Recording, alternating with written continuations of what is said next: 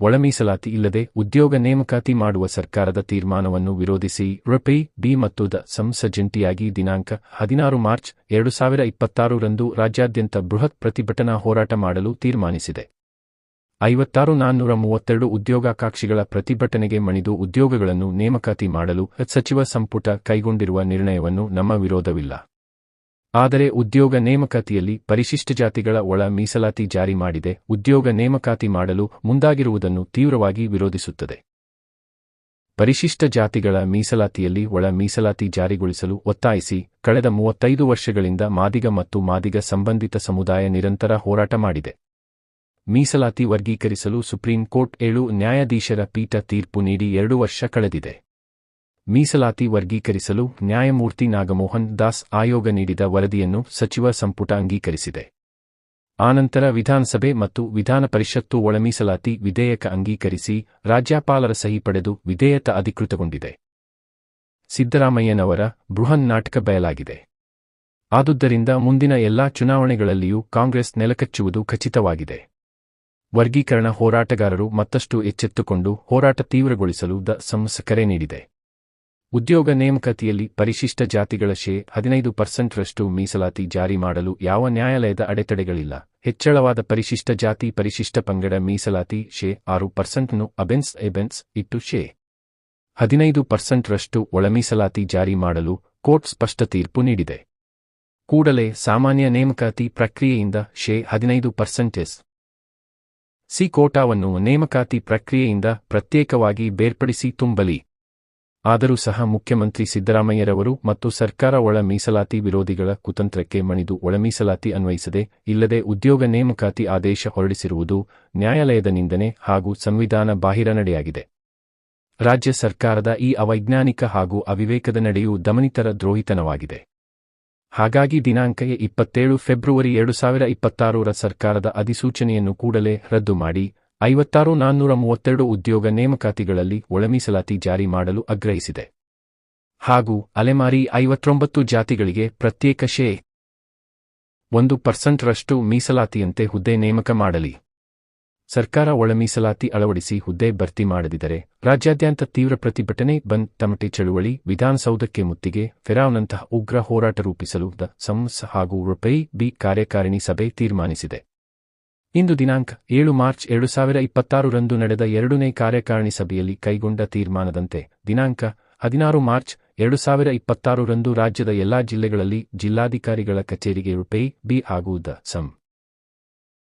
ಜಿಲ್ಲಾ ಶಾಖೆಗಳು ಜಂಟಿಯಾಗಿ ಬೃಹತ್ ಪ್ರತಿಭಟನಾ ರ್ಯಾಲಿ ನಡೆಸಿ ಆಯಾ ಜಿಲ್ಲೆಯ ಜಿಲ್ಲಾಧಿಕಾರಿಗಳ ಮೂಲಕ ಮುಖ್ಯಮಂತ್ರಿ, ರಾಜ್ಯಪಾಲರು, ರಾಷ್ಟ್ರಪತಿ, ಪ್ರಧಾನಮಂತ್ರಿಗಳಿಗೆ ಮನವಿ ರವಾನಿಸಲು ತೀರ್ಮಾನಿಸಿದೆ ಎಂದು ಇಂದು ನಡೆದ ಪತ್ರಿಕಾಗೋಷ್ಠಿಯಲ್ಲಿ ಹೇಳಿದರು. ಒಳ ಮೀಸಲಾತಿ ಇಲ್ಲದೆ ಉದ್ಯೋಗ ನೇಮಕಾತಿ ಮಾಡೋದಕ್ಕೆ ಸರ್ಕಾರ ಮುಂದಾಗಿರೋದನ್ನು ವಿರೋಧಿಸಿ ಕರ್ನಾಟಕ ರಾಜ್ಯದಾದ್ಯಂತ ಕರ್ನಾಟಕ ದಲಿತ ಸಂಘರ್ಷ ಸಮಿತಿ ಮತ್ತು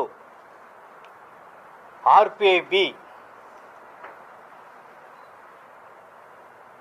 16/3/2026ರಂದು 16/3/2026ರಂದು ರಾಜ್ಯದ ಎಲ್ಲ ಜಿಲ್ಲಾಧಿಕಾರಿಗಳ ಕಚೇರಿ ಮುಂದೆ ಬೃಹತ್ ಪ್ರತಿಭಟನಾ ಪ್ರದರ್ಶನವನ್ನು ಮಾಡೋದಕ್ಕೆ ಇಂದಿನ ಸಭೆಯಲ್ಲಿ ಮತ್ತು ಇದಕ್ಕಿಂತ ಮೊದಲು ನಡೆದಂಥ ದಾಸಂಸ ಮತ್ತು RPIBಯ ಕಾರ್ಯಕಾರಿಣಿ ಸಭೆಯಲ್ಲಿ ಸರ್ವಾನುಮತದಿಂದ ತೀರ್ಮಾನವನ್ನು ಮಾಡಿದ್ದೇವೆ. ಉದ್ಯೋಗ ನೇಮಕಾತಿನಲ್ಲಿ ಉದ್ಯೋಗಾಕಾಂಕ್ಷಿಗಳಿಗೆ ಉದ್ಯೋಗ ಕೊಡೋದ್ರಲ್ಲಿ, ಉದ್ಯೋಗ ನೇಮಕಾತಿ ಮಾಡೋದ್ರಲ್ಲಿ ನಮ್ಮ ವಿರೋಧವಿಲ್ಲ.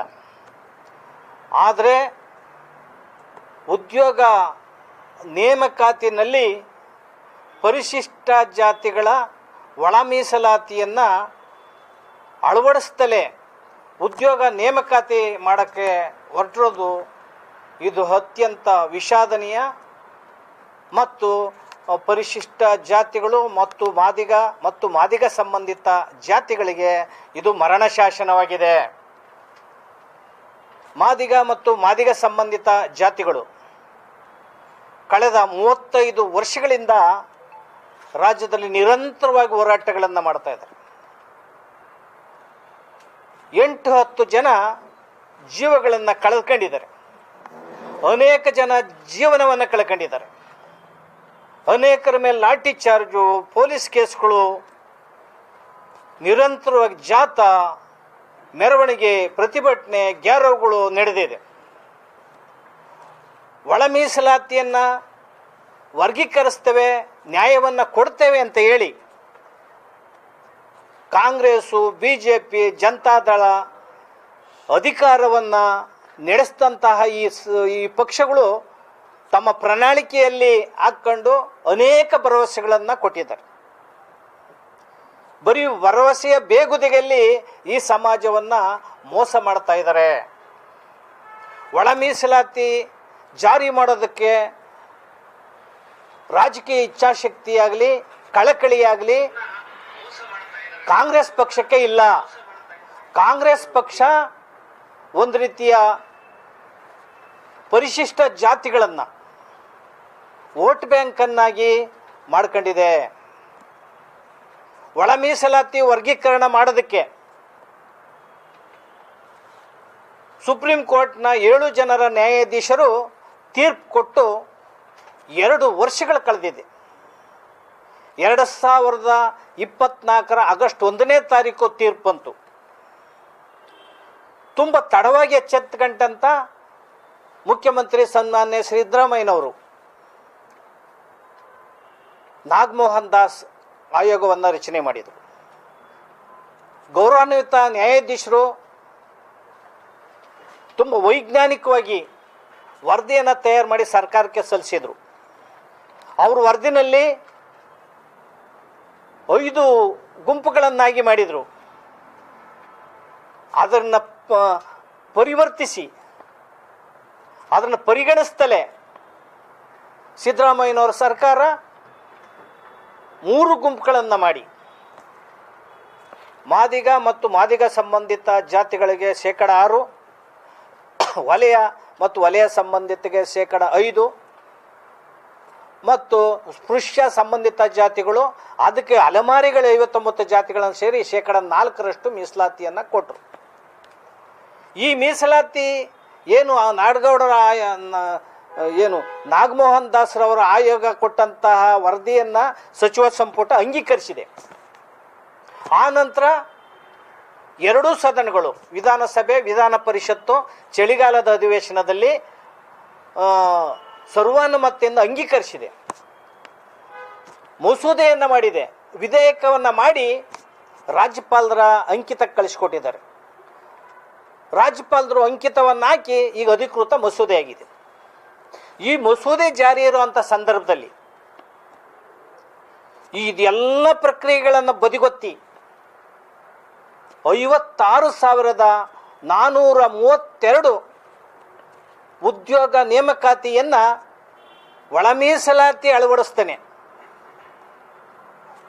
ಒಳ ಮೀಸಲಾತಿ ಇಲ್ದೇ ಉದ್ಯೋಗ ನೇಮಕಾತಿಗೆ ಮುಂದಾಗಿರುವಂಥದ್ದು ಅನೇಕ ಅನುಮಾನಗಳಿಗೆ ಎಡೆ ಮಾಡಿಕೊಟ್ಟದ್ದು. ಅಲ್ಲದೆ 35 ವರ್ಷಗಳು ಹೋರಾಟ ಮಾಡಿದಂತಹ ಈ ಸಮಾಜಕ್ಕೆ, ಕಟ್ಟಕಡೆಯ ಸಮಾಜಕ್ಕೆ, ಮಾದಿಗ ದಮನಿತ ಸಮಾಜಕ್ಕೆ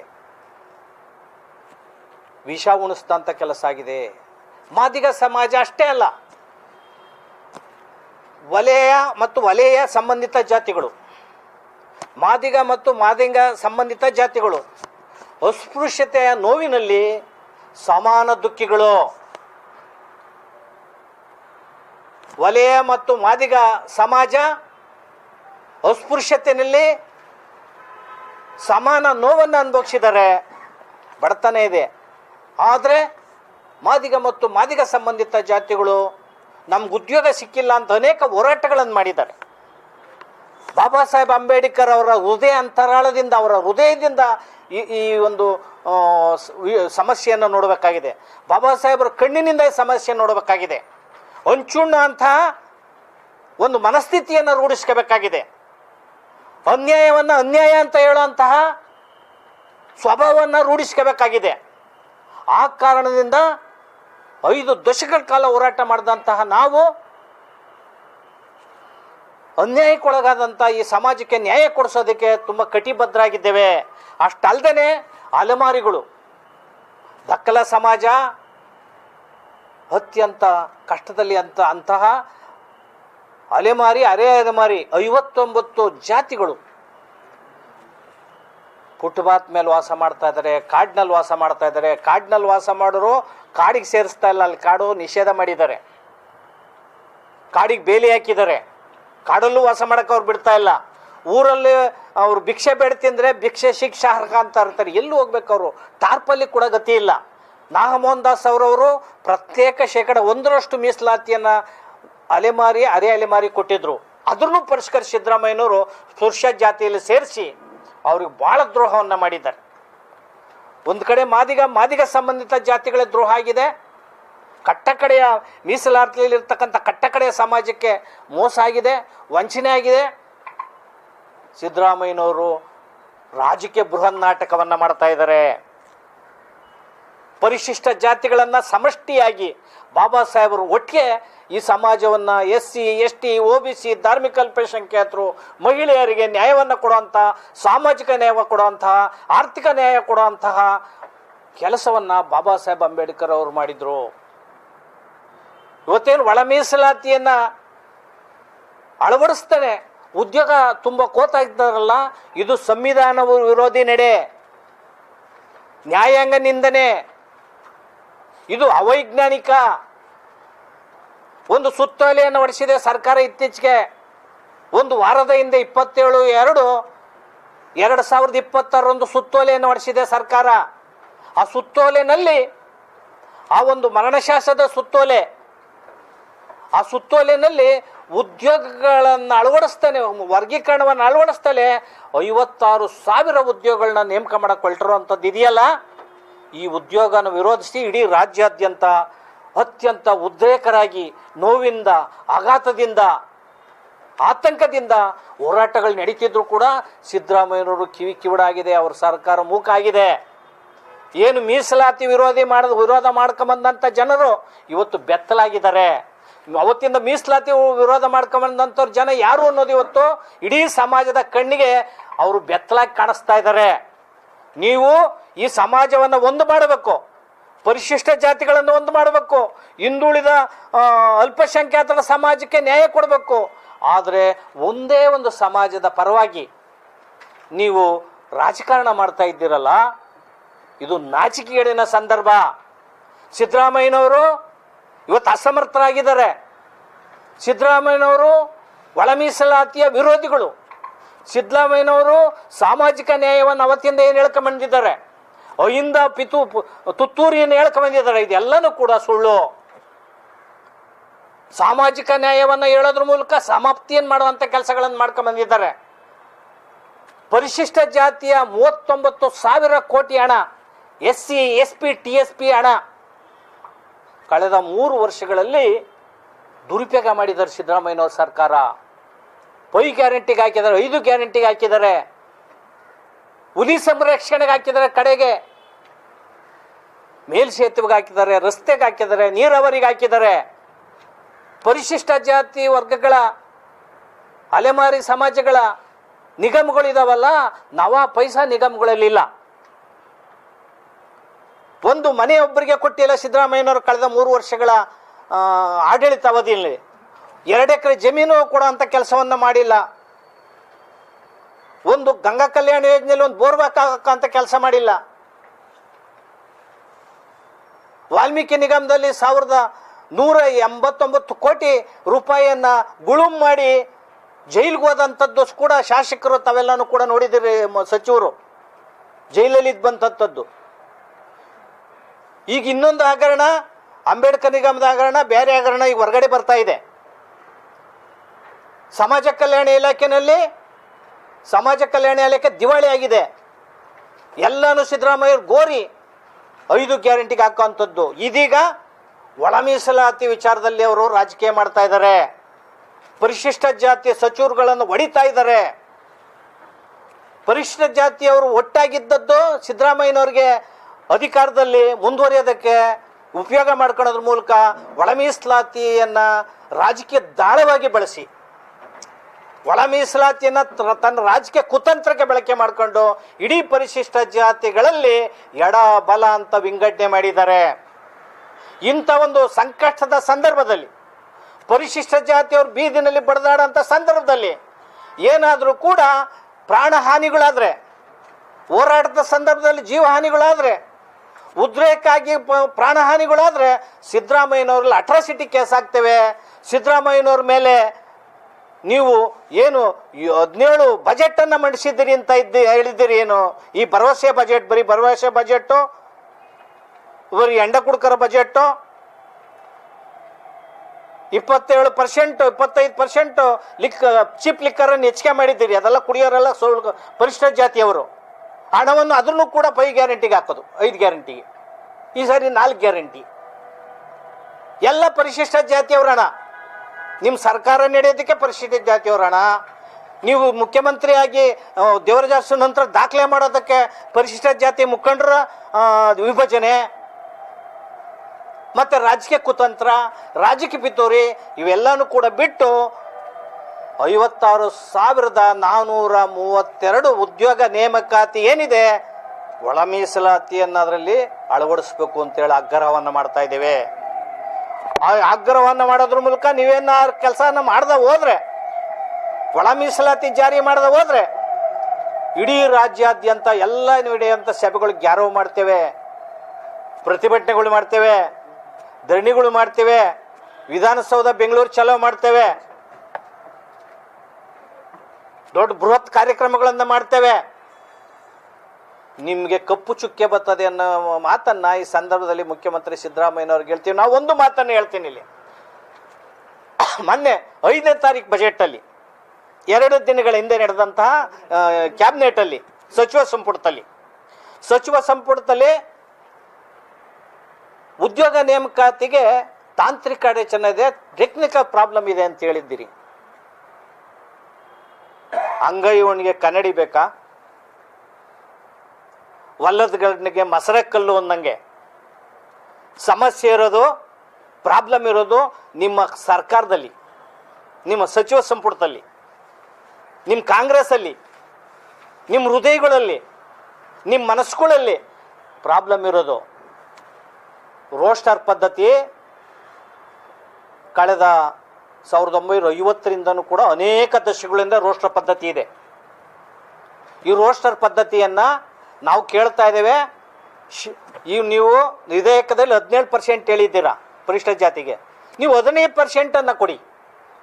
ಸುಪ್ರೀಂ ಕೋರ್ಟ್ ಸೀಲಿಂಗ್ ಇರೋದ್ರಿಂದ 50% ಇಳಿಸ್ಬೇಕು ಅಂತ ಇರೋದ್ರಿಂದ 50% ತಗೊಂಡು 15% ಮೀಸಲಾತಿಯನ್ನು ಪರಿಶಿಷ್ಟ ಜಾತಿಯವ್ರಿಗೆ ಹಂಚಿ.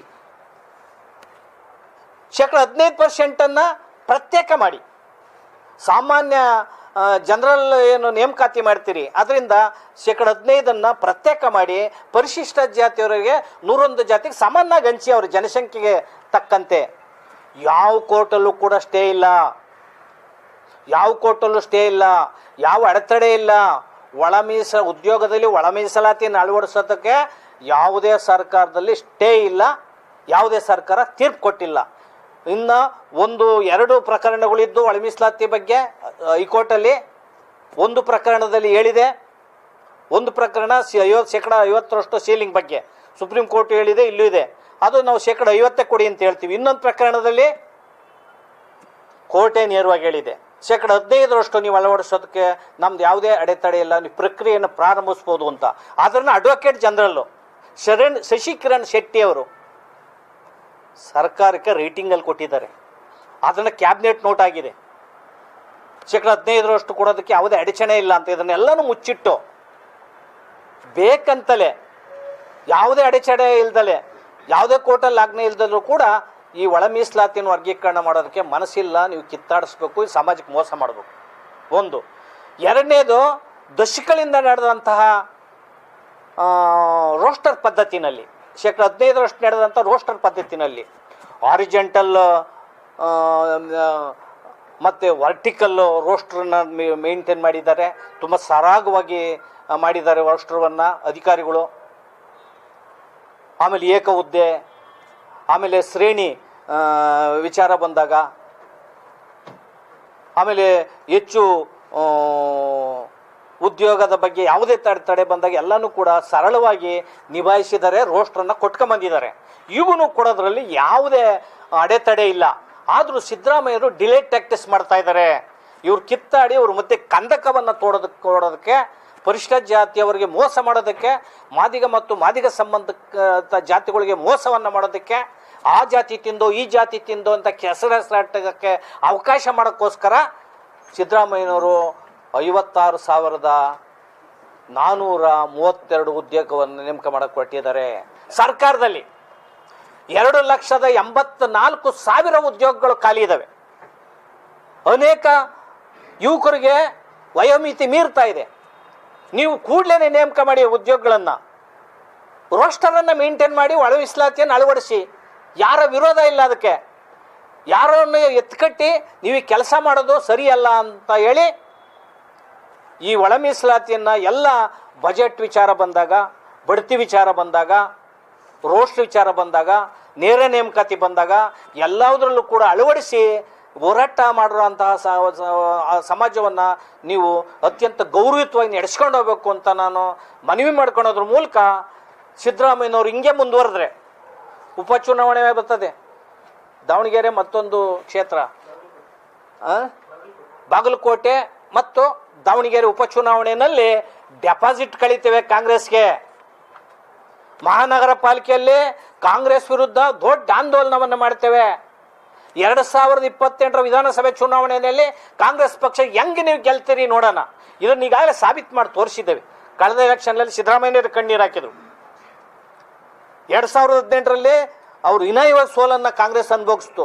ಇದು ಕೂಡ ಈಗಲೂ ಅದೇ ಮಾಡ್ತೇವೆ. ಒಂದು ತಮಗೆ ಕಿವಿ ಮಾತು ಹೇಳಬೇಕು ಅಂದರೆ 2013ರಿಂದ 2018ವರೆಗೂ ಸದಾಶಿವ ಆಯೋಗವನ್ನು ಕೋಲ್ಡ್ ಏಜ್ ಸ್ಟೋರಲ್ಲಿ ಇಟ್ಟರು ಸಿದ್ದರಾಮಯ್ಯನವರು ಆಡಳಿತದಲ್ಲಿ. ನಾಗಮೋಹನ್ ದಾಸ್ ಆಯೋಗದ ವರದಿನೂ ಹಾಗೆ ಮಾಡಿದ್ರು. ಮಾಧುಸ್ವಾಮಿ ರಿಪೋರ್ಟ್ ಕೊಟ್ಟಿದ್ರು.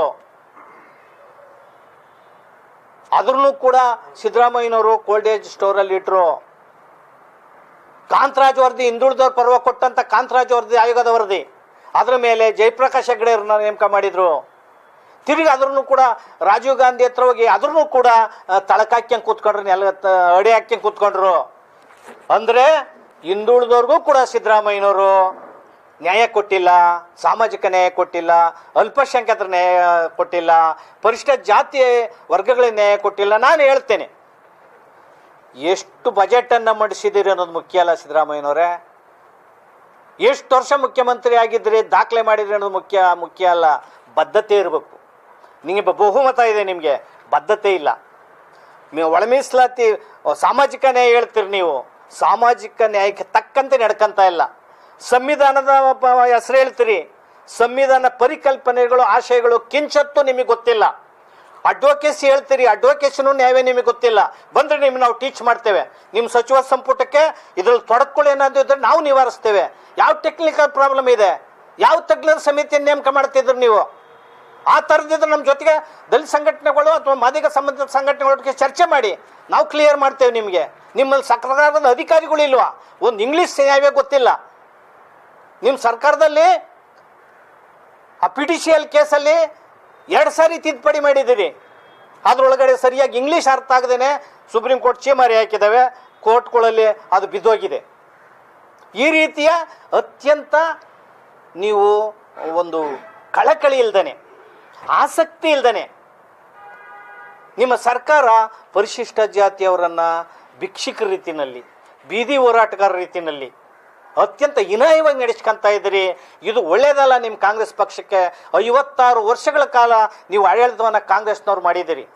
ಬಾಬಾ ಸಾಹೇಬರನ್ನ ಉರಿದು ಮುಕ್ಕಿದ್ದೀರಿ, ನೀವು ಅವ್ರನ್ನ ಸೋಲಿಸಿದ್ದೀರಾ, ಅವರು ಅನೇಕ ಸಾರಿ ಕಣ್ಣೀರು ಹಾಕ್ಸಿದ್ದೀರಾ. ಅವ್ರದ್ದೊಂದು ಸ್ಟ್ಯಾಚು ಹಾಕೋಕ್ಕೆ ಯೋಗ್ಯತೆ ಇರಲಿಲ್ಲ ನಿಮಗೆ. ಅವ್ರಿಗೆ ಭಾರತ ರತ್ನ ಕೊಡೋಕ್ಕೆ ಯೋಗ್ಯತೆ ಇಲ್ಲ ನಿಮಗೆ.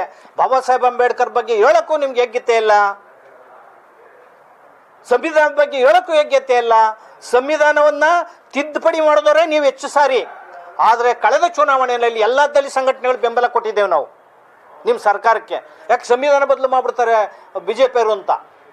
ಆದರೆ ಅನೇಕ ತಿದ್ದುಪಡಿಗಳು ಮಾಡಿರೋಂಥವ್ರು, ಸಂವಿಧಾನವನ್ನು ಪಕ್ಕ ಹಾಕ್ಯಂಡು ನಿಮ್ಮದೇ ಸಂವಿಧಾನ ಇಕ್ಕೊಂಡು ಆಡಳಿತ ನಡೆಸಿರೋಂಥವ್ರು ಏಕೈಕ ಪಕ್ಷ ಕಾಂಗ್ರೆಸ್ ಪಕ್ಷ. ಕಾಂಗ್ರೆಸ್ ಪಕ್ಷ ದಲಿತ ವಿರೋಧಿ ಪಕ್ಷ, ಕಾಂಗ್ರೆಸ್ ಪಕ್ಷ ಹಿಂದುಳಿದವರು ವಿರೋಧ ಪಕ್ಷ, ಕಾಂಗ್ರೆಸ್ ಪಕ್ಷ ಅಲ್ಪಸಂಖ್ಯಾತರ ವಿರೋಧ ಪಕ್ಷ, ಕಾಂಗ್ರೆಸ್ ಪಕ್ಷ ರೈತರ ವಿರೋಧ ಪಕ್ಷ. ಒಟ್ಟಾರೆ ಜನ ವಿರೋಧಿ ಪಕ್ಷ ಅಂದರೆ ಕಾಂಗ್ರೆಸ್ ಪಕ್ಷ. ಅಲ್ಲಿರುವಂತಹ ಪೂರ್ವಗ್ರಹ ಪೀಡಿತರು, ಸ್ಯಾಡಿಸ್ಟ್ಗಳು, ಅಲ್ಲಿರ್ತಕ್ಕಂಥ ಕೋಮುವಾದಿಗಳು, ಮೃದು ಕೋಮುವಾದಿಗಳು. ಆದ್ದರಿಂದ ಜನ ಅರ್ಥ ಮಾಡ್ಕೋಬೇಕಾಗಿದೆ, ಸಿದ್ದರಾಮಯ್ಯನವರು ಮತ್ತು ಸಿದ್ದರಾಮಯ್ಯರ ಸರ್ಕಾರವನ್ನು ವಿದ್ಯಮಾನಗಳನ್ನು ನೇಮಕ ಮಾಡ್ಕೋಬೇಕು ಅಂತ ಅರ್ಥ ಮಾಡ್ಕೋಬೇಕು. ಕೊನೆಯದಾಗಿ ಅತ್ಯಂತ ಮುಖ್ಯವಾಗಿ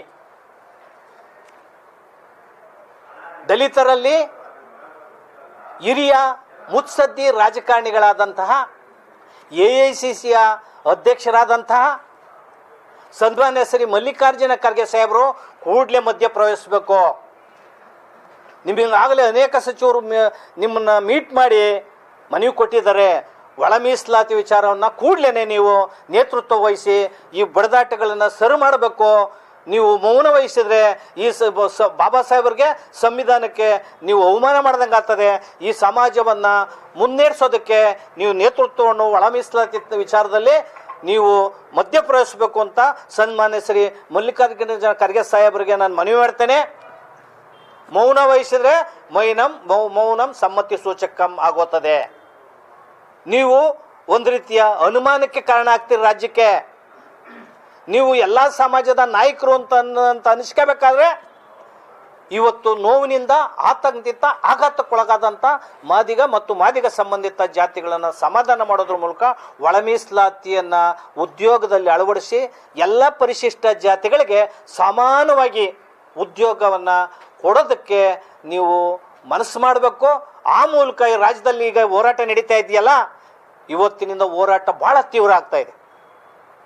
ನಾವು 14 ತಾರೀಕು ರಾಜ್ಯಾದ್ಯಂತ ಭಾಳ ಹೋರಾಟ ಮಾಡ್ತೇವೆ. ಎಲ್ಲೆಲ್ಲಿ ಒಳ ಮೀಸಲಾತಿ ಬಗ್ಗೆ ಹೋರಾಟ ಮಾಡ್ತಾ ಹೋದೋ ಅಲ್ಲಿ ಅವ್ರಿಗೆಲ್ಲರಿಗೂ ಕೂಡ ನಾವು RPI DSS ಬೆಂಬಲವನ್ನು ಕೊಡ್ತೇವೆ. ನಾವೆಲ್ಲನೂ ಕೂಡ ಮೀಸಲಾತಿ ಒಳ ಮೀಸಲಾತಿ ವಿಚಾರದಲ್ಲಿ ಎಲ್ಲರೂ ಒಗ್ಗಟ್ಟಾಗಿದ್ದೇವೆ, ಒಂದಾಗಿದ್ದೇವೆ. ಇಲ್ಲಿ ವ್ಯತ್ಯಾಸಗಳಿಲ್ಲ. ಅವ್ರವ್ರಿಗೆ ಅನಿಸ್ದಂಗೆ ಹೋರಾಟ ಮಾಡಿದರೆ ನಾವು ಬೆಂಬಲವನ್ನು ಕೊಡ್ತೇವೆ ಅನ್ನೋ ಮಾತನ್ನು ಈ ಸಂದರ್ಭದಲ್ಲಿ ಹೇಳಿ ಈ ಸಭೆಯನ್ನು ಮುಂದುವರಿಸ್ತೇವೆ. ಮತ್ತು ಮುಂದಿನ ಅನೇಕ ಸಭೆಗಳು, ಹೋರಾಟಗಳು ನಡ್ತೇವೆ ಅಂತ ಮಾತನ್ನು ಹೇಳಕ್ಕೆ ಇಚ್ಛೆಪಡ್ತೀವಿ.